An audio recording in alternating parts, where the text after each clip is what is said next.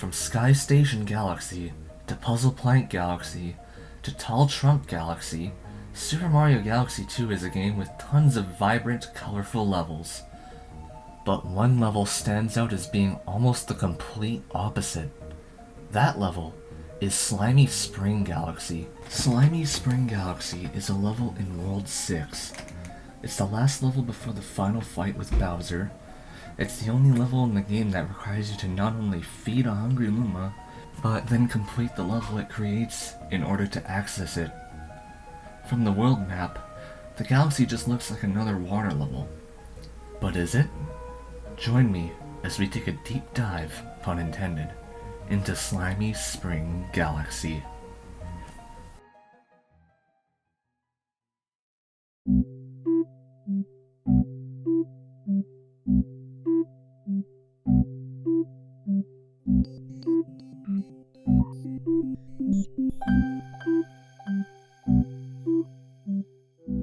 Slimy Spring is a very odd galaxy.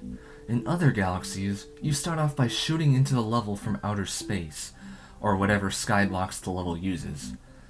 But Slimy Spring starts you off inside of a cave.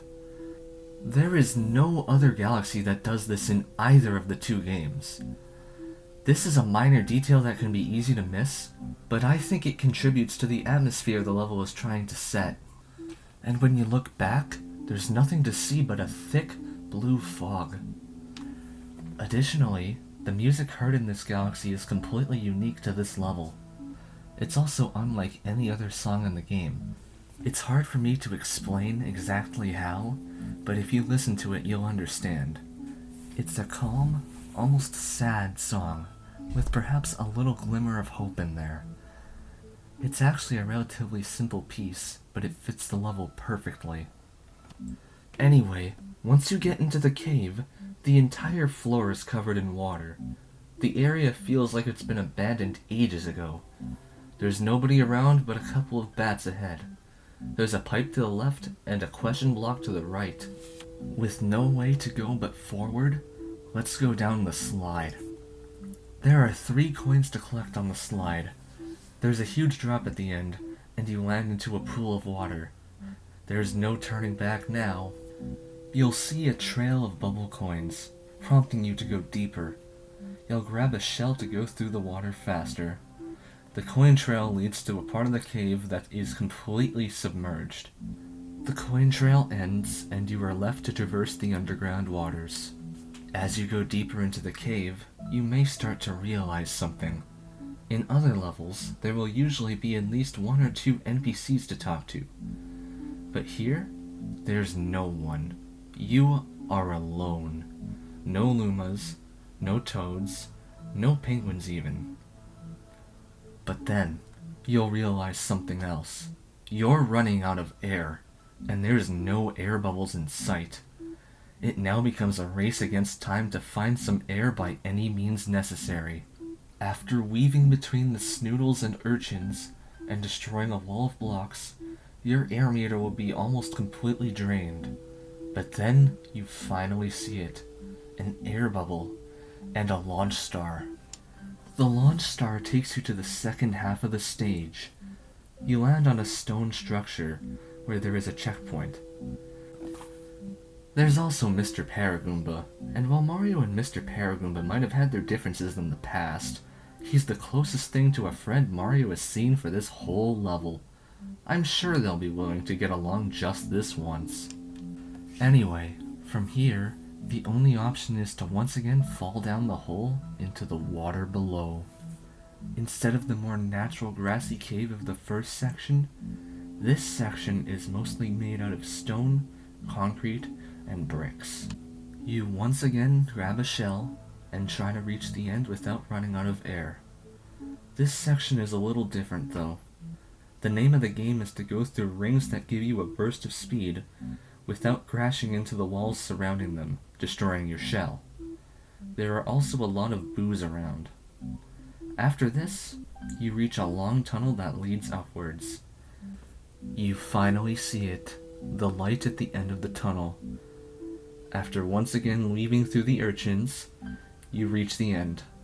The music fades out, and you are greeted with this.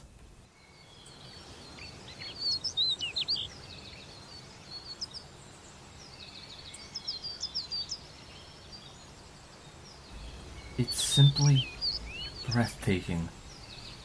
Lush green grass, flowers, waterfalls, and a beautiful sunrise to top it all off. You hear the birds chirping, the waterfalls flowing. It's completely peaceful. I could say more, but I think it speaks for itself. After traversing the waters, seeing this is just such an amazing moment. Whenever I get to this part, I can't help but just spend a couple minutes taking it all in. Another thing, the fact that Slimy Spring Galaxy is the last level before the final fight with Bowser is perfect in my opinion. It serves as a bit of a breather before the final confrontation. You could even say that it works as a metaphor for the quest that Mario was going on.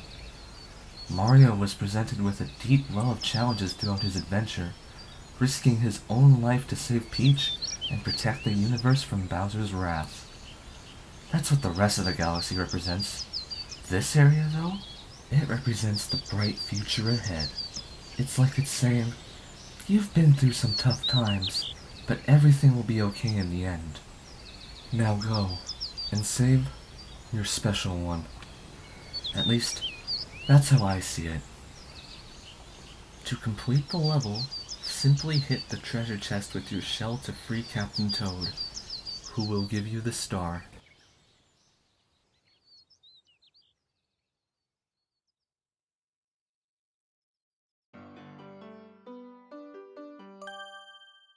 Slimy Spring Galaxy is an adventure. Its strongest aspect is the atmosphere, in my opinion. What was once stressful when I was a kid is now quite a relaxing level, actually. Of course, now I know there's little danger of drowning in the first section, but when you're a kid and you're not that good at the game, of course you're gonna drown. So now's the time where I'll begin talking about some random things about the galaxy that stick out to me.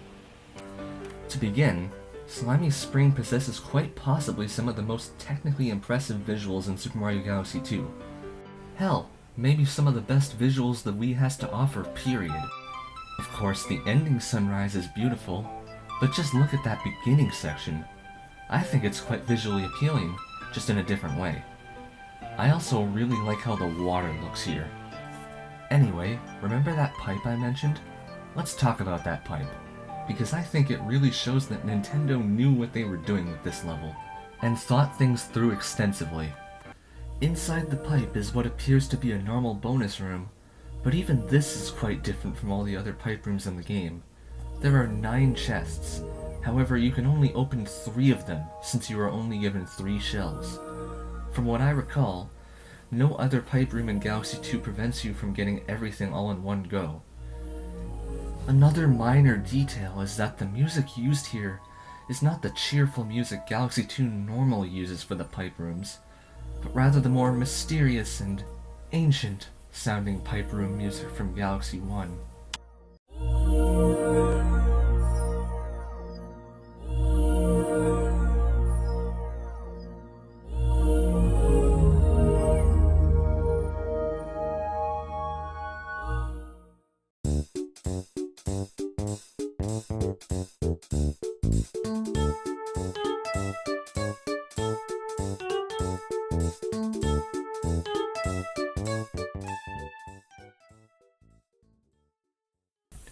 Yes, Galaxy 2 does use this music on 3 other occasions, but those aren't for regular pipe rooms. Even the one in Freezy Flight Galaxy's second star, which you access while in a blizzard, isn't afraid to shake up the mood set by the Lonely Blizzard. So the fact that they gave this specific pipe room different music is interesting. Anyway, enough about the pipe room's minor details. I'm sure you can tell by now that I'm quite a fan of Slimy Spring Galaxy. I've seen a wide range of opinions on this galaxy. I've seen some people say it's boring, but I've also seen some people say it's their favorite galaxy in the game. Personally, I'm not sure if I'd call it my favorite galaxy, but it's definitely up there. It'd be in my top 5 for sure. Honestly, I could go on even more about Slimy Spring Galaxy, but I feel I'd just be rambling if I did. I think I've said all the important things anyway. Well, that's gonna do it for this video. Thank you all so much for watching, and take care.